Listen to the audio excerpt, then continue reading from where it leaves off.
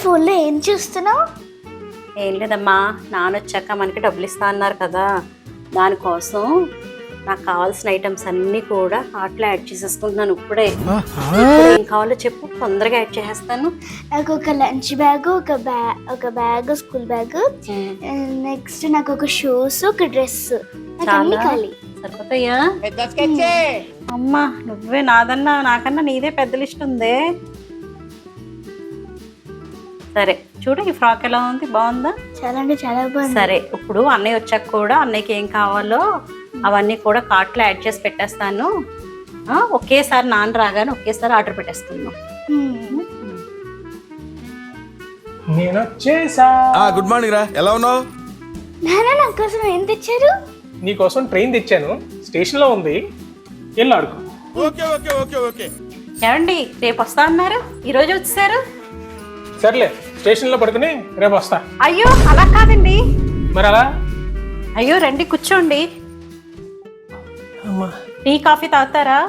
ఇంటికి వచ్చిన మొగడికి coffee tea ఏమి వద్దే, మీరే తాగండి మొత్తం కాఫీ టీలు. ఎదవ ఎట్టకారాలు వద్దు.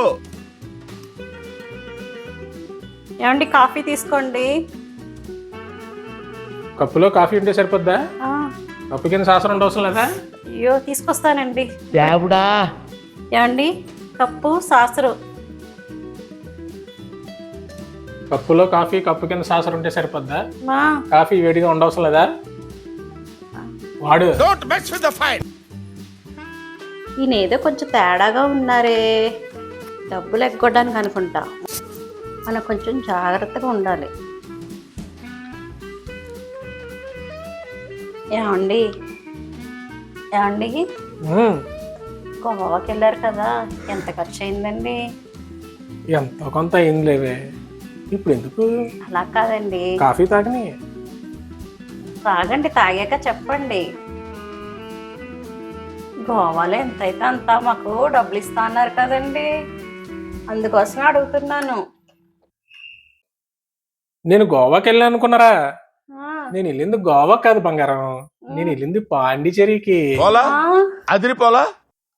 నేను గోవాకి వెళ్తేనే నీకు డబ్బులు ఇవ్వాలి, కానీ నేను గోవాకి వెళ్ళలేదు, పాండిచేరికి వెళ్ళాను బంగారం. అట్లుంటది మనతో.